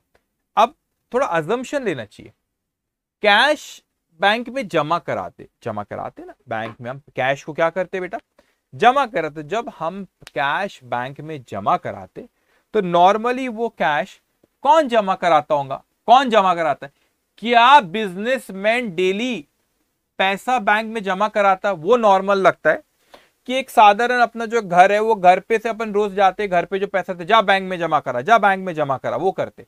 तो ज्यादा नॉर्मल आपको क्या लगता है, बिजनेस का पैसा, बिजनेस में ऐसा होता है कि रोज कैश सेल होता है, वो कैश को फिर बैंक में जमा कराते जाके बेटा, दैट इज नॉर्मल। तो सेंड कैश टू बैंक, तो ये ज्यादा नॉर्मल क्या लगता है, सौरभ ने कैश भेजा कि बिजनेस ने कैश भेजा, बिजनेस ने कैश भेजा। तो घर में ऐसा आप खुद सोचो, आपके घर पे ऐसा होता है कि रोज जाओ बैंक में पैसा जमा करो, बिजनेस का पैसा बैंक में जमा होता है फ्रीक्वेंटली, पर्सनल नहीं होता तो घर पे रखते अपन, कभी कभार कर देते, घर पे ज्यादा पैसा हो गया तो कर दो, वो रेयरली होता है। नॉर्मल क्या बिजनेस का पैसा होता है, ऐसा सोचना है, इसको बोलते हैं इंटरप्रिटेशन रूल। अब क्या होता है कि क्रिएटिव स्टोर है बेटा, उसने बैंक में पैसा जमा कराया, कैश भेजा बैंक में, ठीक है, बैंक में पैसा जमा है।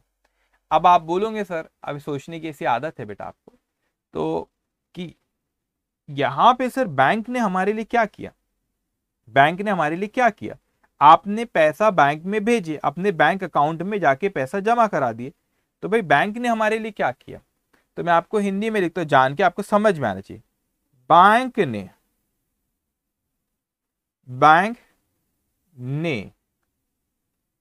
हमारे बैंक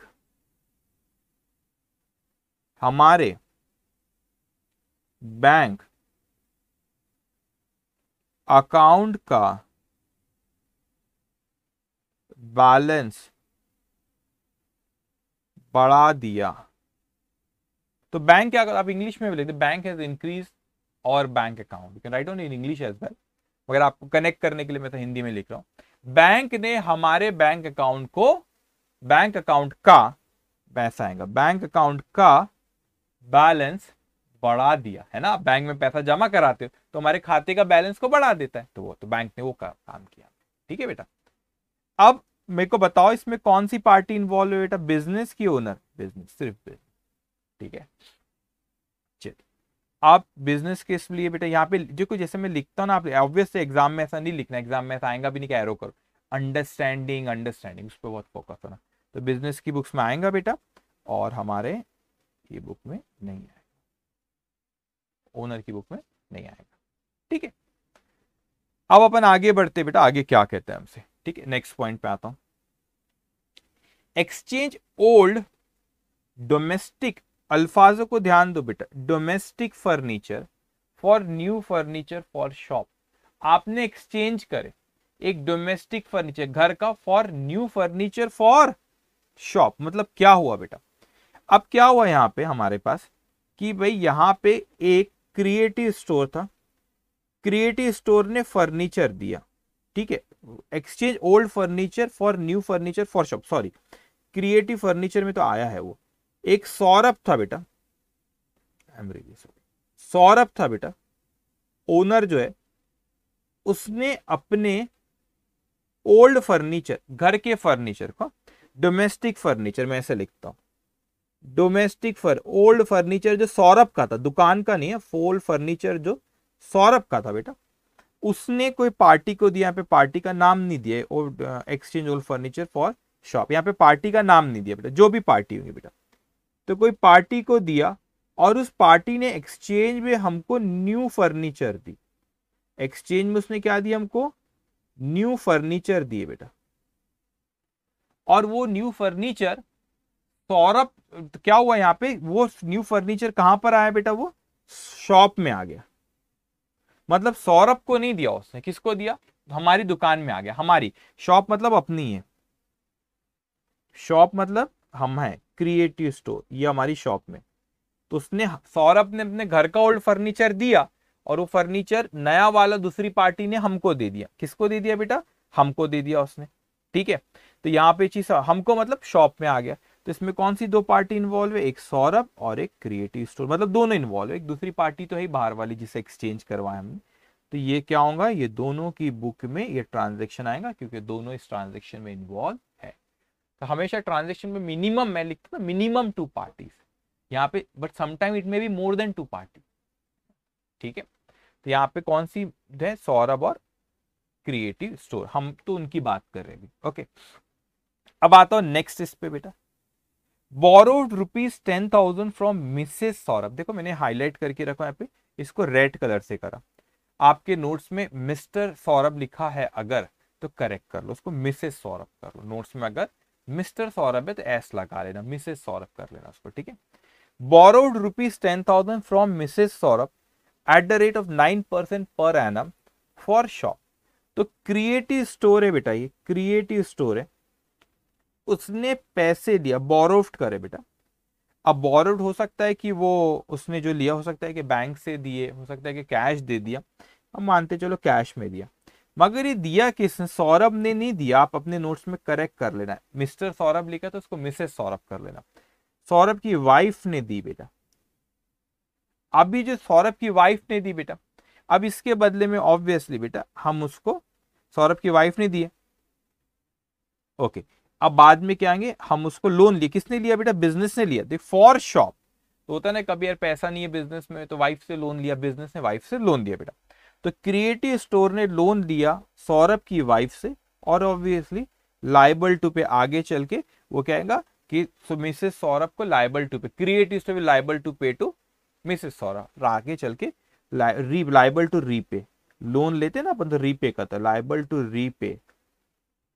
ठीक है, अब मेरे को बताओ यहाँ पे सौरभ इन्वॉल्व है कि नहीं? सौरभ की वाइफ इन्वॉल्व है, सौरभ इन्वॉल्व नहीं। वो लोन सौरभ से नहीं लिया गया बेटा, सौरभ की वाइफ से लिया गया।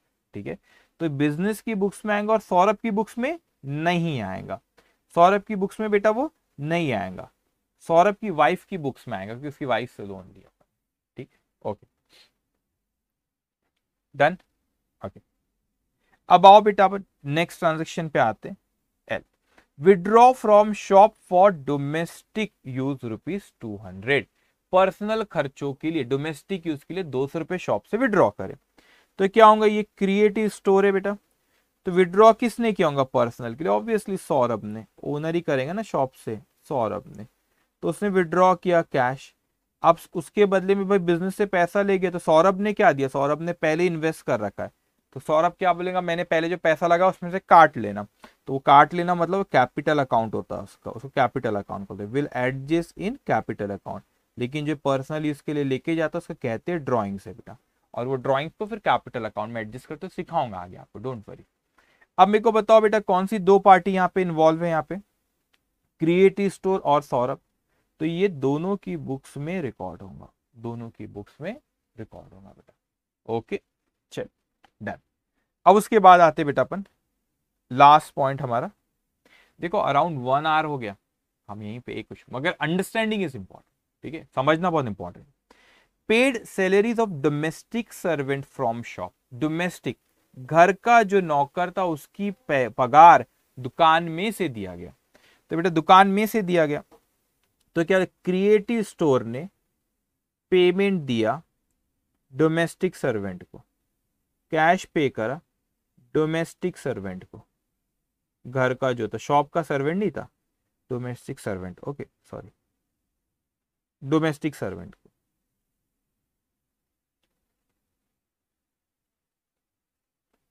डोमेस्टिक सर्वेंट क्या करेगा बेटा, मगर डोमेस्टिक सर्वेंट ने जो बेनिफिट दिया, जो काम करके दिया बेटा, वो दुकान के लिए काम करा कि सौरभ के लिए, डोमेस्टिक घर का था तो सौरभ के लिए काम किया, तो इसका मतलब पैसा दुकान से किया, काम सौरभ के लिए किया बेटा।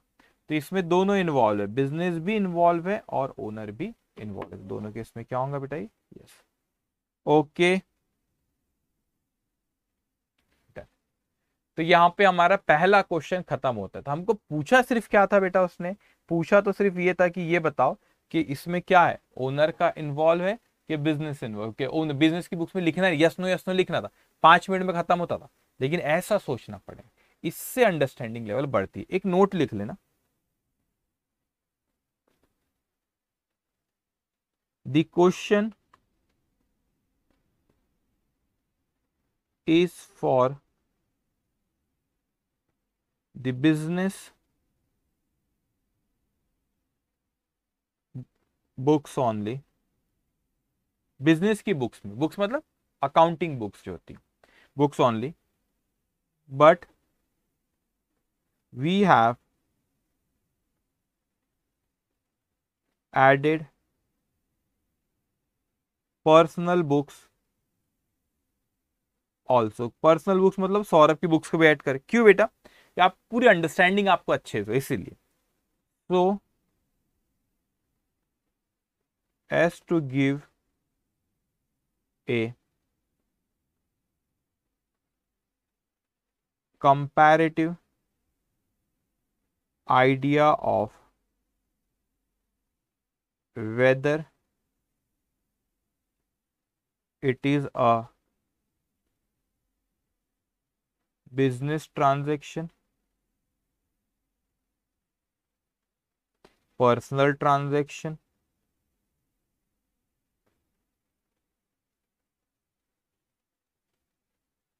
or both, okay.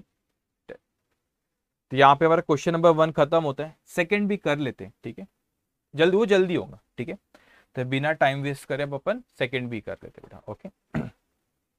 और हमेशा एक और चीज ख्याल रखना है, ठीक है, अंडरस्टैंडिंग बढ़ाओ अपनी, कि हमेशा ये मानना, कोई चीज पे करे तो बिजनेस का खर्चा बिजनेस के अकाउंट से क्या होगा, पर्सनल खर्चा पर्सनल अकाउंट से क्या होगा, ओनर के। लेकिन अगर बोला आपको अनलेस अदरवाइज स्पेसिफाइड, तो आप हमेशा ये मानोगे बिजनेस का खर्चा बिजनेस में से गया, ओनर का खर्चा ओनर ने दिया, पर्सनल खर्चा आई मीन पर्सनल इससे गया। लेकिन स्पेसिफाई करा नहीं, ओनर का खर्चा बिजनेस में से गया या बिजनेस का कोई खर्चा ओनर ने पे किया, तो फिर अपन वो मानेंगे। लेकिन हमेशा नॉर्मली क्या मानना, बिजनेस का खर्चा बिजनेस से, ओनर का खर्चा ओनर ने दिया। लेकिन बोला कि ओनर का खर्चा बिजनेस ने पे किया तो हम वो मानेंगे, या बिजनेस का खर्चा ओनर ने दिया तो वो मानेंगे, फिर जैसा बोला आपको। अगर कुछ नहीं बोला तो हमेशा क्या सोचना बेटा, नॉर्मल, ये चीज ख्याल रखेंगे, ठीक है। अब आ जाओ यहाँ पे हमारा क्वेश्चन नंबर 1 खत्म होता। अब आपके नोट्स में देखो क्वेश्चन नंबर 2 होगा, ठीक है। अभी जल्दी होगा बेटा, इसको इतना समय नहीं लगना चाहिए, ठीक है। अब आओ यहाँ पे जल्दी से, Manoj carries on business as a cloth dealer, state which of the following are transaction to be recorded in his business book. Same बेटा, बिजनेस बुक पूछा है पिछले क्वेश्चन जैसे, पूछा क्या है बेटा उसने, बिजनेस बुक्स पूछा है बेटा उसने, ठीक है। लेकिन अपने को क्या करना रहेगा, ये अपन वैसे ही करेंगे, दो इतने ट्रांजेक्शन है आपके सारे जे तक के, तो यहाँ पर अपन इसको करेंगे, एक एक पढ़ेंगे और लिखते जाऊंगा। तो पिछले जैसे ही आपको यहाँ पे ऐसा रिकॉर्ड करें, जो हाईलाइट करके रखा सेकंड कॉलम, वो नहीं लिखना है आपको, क्यों, क्योंकि ऑलरेडी क्वेश्चन प्रिंटेड है, वो मेरे रेफरेंस के लिए कि रीड करके वहीं पे मैं करूँ, ठीक है। अब यहाँ पे लिखोगे to be recorded in the books of, to be recorded in the books of, किसकी बुक्स में, क्लॉथ स्टोर, यहाँ पे उसका बिजनेस का नाम नहीं दिया, क्लॉथ डीलर है तो कोई क्लॉथ की स्टोर, कपड़ों का, वहां पे स्टेशनरी का बिजनेस है, यहाँ पे किसका बिजनेस है बेटा, कपड़ों का, तो वो कपड़ों के बिजनेस है, क्लॉथ स्टोर बिजनेस, और मनोज उसका ओनर है बेटा, ठीक है। तो जल्दी से इसको ड्रॉ करेंगे बा रुकता हूँ मैं 1 आध मिनट रुकता हूँ, फिर शुरू करता हूँ, ठीक है। कितना टाइम, ठीक है, वी हैव टाइम, ठीक है, ये जल्दी होंगे क्वेश्चन।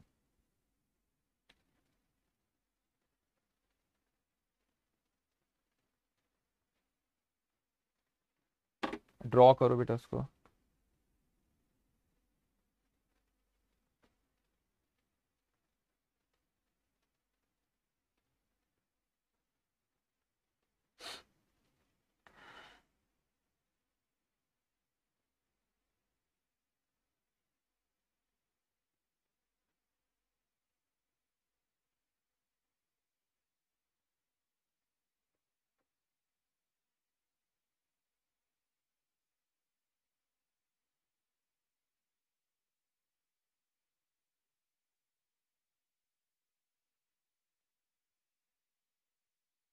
ओके, ड्रॉ किए बेटा आप लोगों ने। चलो अब अपन इसको शुरू करते बेटा।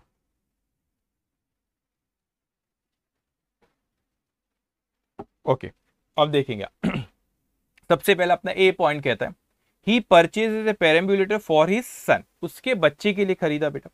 तो अपन क्या मानेंगे, ऐसा बोला कि दुकान में से पैसा नहीं दिया, तो एक चीज ख्याल रखना, पर्सनल एक्सपेंसेस हमेशा ऐसा माना कि ओनर ने खुद ने दिया, बिजनेस का खर्चा बिजनेस से गया unless otherwise specified in the question. तो बोला नहीं है कि इसकी दुकान से गया बेटा। तो देखो यहाँ पे ये मनोज है, सॉरी मनोज है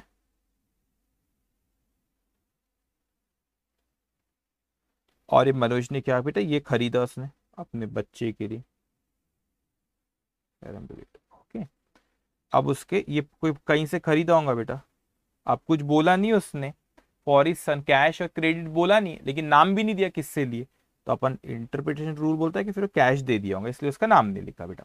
तो personal expenses paid from personal account, ठीक है। तो बिजनेस का खर्चा बिजनेस से, ओनर का खर्चा ओनर ने पे किया अनलेस अदरवाइज स्पेसिफाइड, कुछ और बोला क्वेश्चन में तो फिर वो मानना रहता है। तो इसमें मनोज इन्वॉल्व है बेटा, सिर्फ बिजनेस इन्वॉल्व नहीं, तो बिजनेस की बुक में नहीं और मनोज की बुक में आएगा, ठीक है। Second, he employees A typist for office correspondence, office correspondence के लिए रखा गया बेटा, and page him ₹450 per month. अब ऑफिस के लिए करा गया बेटा, ऑफिस का खर्चा ऑफिस से गया, हम हमेशा ऐसा मानेंगे। अगर बोला उसने खुद ने पे किया तो ठीक है, तो पर्सनल में से नहीं पे किया, ऐसा नहीं माना, जब बोला जब ही माना। ही एम्प्लॉयज, उसने एम्प्लॉयज किया, मतलब दुकान के लिए कोई ऑफिशियल का टाइपिस्ट किया और पेज हिम ₹450, तो बिजनेस में से ही पैसा गया। अभी क्या हुआ बेटा, यहाँ पे ये क्लॉथ स्टोर है, उसमें कोई बेनिफिट, वो टाइपिस्ट है, कोई पार्टी होंगी, वो कोई टाइपिस्ट है ना जो वो बेनिफिट दे रहा है, हमारा काम करके दे रहा है, और बिजनेस में से उसको क्या हो रहा है बेटा, पैसे आ रहा है। तो office expenses paid from office account, please इसको ऐसा इंटरप्रेट नहीं करना कि उसने पे किया, उसने एम्प्लॉय किया और बिजनेस में से गया बेटा। एंड पेज हिम रुपीज, तो बिजनेस का खर्चा बिजनेस में से गया। अगर वो बोलता page him ₹450 per month from his personal account, from his personal account, तो बोलता कि बिजनेस का खर्चा उसने पर्सनल अकाउंट से दिया। फ्रॉम हिज पर्सनल अकाउंट बोला क्या, नहीं, तो ऐसे ही मानेंगे कि बिजनेस में से गया। तो बिजनेस की बुक यहाँ पे क्लॉथ स्टोर आया है बेटा, यहाँ पे यस, यहाँ पे फिर क्या होगा बेटा, ओके। अब आगे बढ़ते हैं। He buys a showcase for ₹350। अपना थोड़ा सा दिमाग सोचना पड़ता है, उसने शोकेस दिया बेटा। अब शोकेस क्यों लिया होगा, उसने बोला नहीं, बोलता फॉर शॉप तो फॉर शॉप में मान लेता, फॉर पर्सनल यूज तो पर्सनल यूज मान लेता। अभी बाइज ए शोकेस फॉर ₹350 उसने बोला नहीं है कि पर्सनल यूज के लिए लिया कि बिजनेस के लिए लिया बेटा। तो मैं क्या मानूं, अब कपड़ों की दुकान है तो कपड़ों में शोकेस ऐसा बहुत रखती है कपड़ों की दुकान में, तो हम ये अज्यूम कर ले रहे, बोला नहीं साफ साफ, ऐसा करना पड़ता है कई बार, और जो ज्यादा आपको पॉसिबिलिटी जिसकी लगती है वो अजम्पशन लेना चाहिए।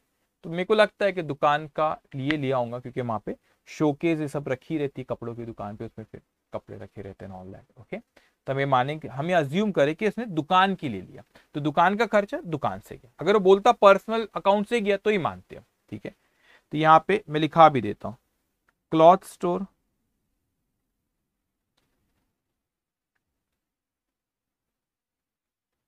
इसने कोई पार्टी से ये शोकेस लिया, ठीक है, और पेमेंट भी बिजनेस से ही किया। तो हम ये मान रहे कि शोकेस किसके लिए लिया बेटा, बिजनेस के लिए, बल्कि मैं लिख देता हूं ये, ठीक है। Office asset paid from office account, office के लिए कोई एसेट लिया और ऑफिस से पे करे, लिख लेते हैं। assumed showcase assumed that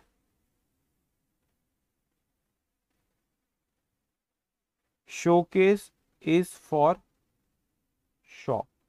तो शॉप के लिए थी, शॉप का खर्चा शॉप से, अनलेस अदरवाइज स्पेसिफिक हमने अज्यूम कर लिया, ज्यादा पॉसिबिलिटी उसकी है बेटा इसीलिए। तो यहाँ पे यस बिजनेस केस में आएगा, पर्सनल इस पे नहीं आएगा। ओके, सो बिजनेस केस में आएगा, पर्सनल इस पे नहीं आएगा। ओके, अब आओ नेक्स्ट पॉइंट पे बेटा, फोर्थ पॉइंट पे हम आते।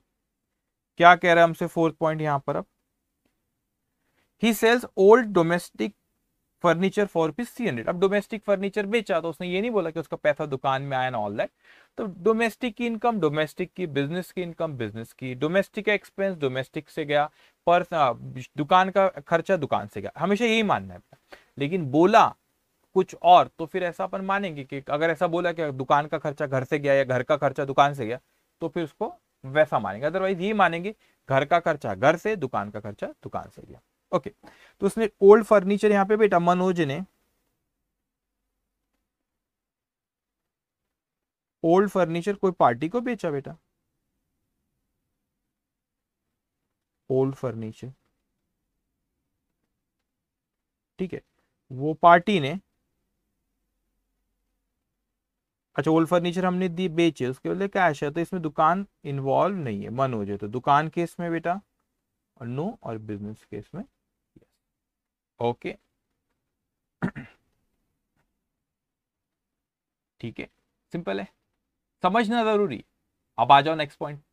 ही परचेज क्लॉथ ₹15,000। अब थोड़ा सा कॉमन सेंस लगाओ बेटा, उसने परचेज किया अपने घर के लिए, पिछले इसमें साड़ी खरीदा था पिछले क्वेश्चन में, तो अपन ने माने थे पर्सनल इसके लिए लिया होगा। यहाँ पे कपड़े खरीदे तो मैं क्या ये मानू कि उसने अपने पर्सनल के लिए लिया होगा, वो ज्यादा नॉर्मल लगता है कि उसकी दुकान भी कपड़ों की, तो कपड़े दुकान के लिए लिया होगा। तो ज्यादा क्या लगता है आपको नॉर्मल? कुछ बोला नहीं, for shop for personal use नहीं लिखा, तो कॉमन सेंस लगाना पड़ता फिर अपने को, क्या ज्यादा नॉर्मल नॉर्मल चीज सोचना रहता है। क्या लगा तो कपड़ों का बिजनेस है तो ज्यादा पॉसिबिलिटी उसने कपड़ों अपने कहां से लिया होगा बेटा उसने, ये उसने कहा, एक सेकेंड, तो ये इसने क्या होगा, ये ओल्ड फर्नीचर वाला हो गया अपना, ठीक है बेटा सॉरी। तो ये क्या ज्यादा पॉसिबिलिटी लगता है बेटा अपने को कि उसने बिजनेस के लिए, क्योंकि कपड़े का ही उसका बिजनेस है, तो ये क्रिएटिव स्टोर में आया, बिजनेस का खर्चा बिजनेस से, क्रिएटिव स्टोर में कपड़े आए और ये पैसा हमने कोई पार्टी को दिए होंगे, तो ऑफिस एक्सपेंसेस, ये पार्टी कोई,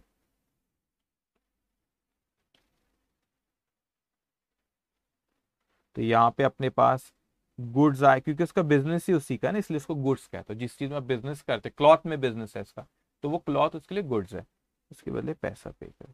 तो बताओ बेटा कौन इन्वॉल्व है यहाँ पे, क्रिएटिव, क्रिएटिव स्टोर नहीं, सॉरी मैं क्रिएटिव स्टोर बोला गलती से शायद, अगर बोला तो आई एम सॉरी, पिछले क्वेश्चन में भी क्रिएटिव सी से ही थे ना, क्लॉथ स्टोर है वो, तो मैं लिख देता नहीं तो पूरा क्लॉथ स्टोर। ओके, तो ये इन्वॉल्व है, अगर इस क्वेश्चन में कहीं क्रिएटिव स्टोर बोला तो आई एम सॉरी, गलती से बोला, क्योंकि पिछले क्वेश्चन में पार्टी के नाम था, क्लॉथ स्टोर है, ठीक है। ओके, अब आता हूं नेक्स्ट पॉइंट पे बेटा। He buys a cash register machine for ₹15,000। वो कैश रजिस्टर मशीन पता है, कभी आप जाते कोई मॉल में जाते हो, वो बिग बाजार में गए तो आप, वो कैश मशीन होती है जिसमें वो दिखता है पूरे कितने, फिर उसमें वो ओपन करता है, उसमें कैश 100 का नोट, 500 का नोट, 2000 का नोट, चेंज के लिए एक अलग बॉक्स रहता है, उसमें डालता है चेंज निकालता है, दैट इज कैश रजिस्टर। अब बताओ घर में रखेगा कि बिजनेस के लिए ले आऊंगा, खुद सोचो, पर्सनल यूज तो, और शॉप बोला नहीं, दिमाग लगाना पड़ता है वैसी जगह पे, तो घर पे रखेगा वो मशीन कि दुकान पे रखेगा, दुकान पे, दुकान के लिए लिए बेटा, तो इसलिए यहाँ पे क्लॉथ स्टोर,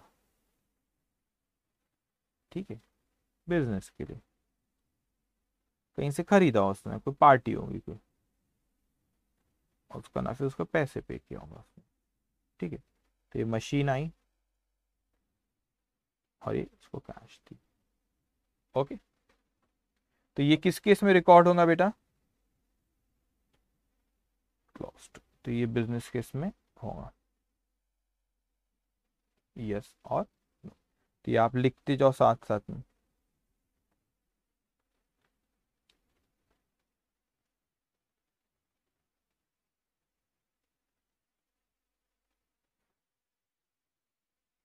ओके डन।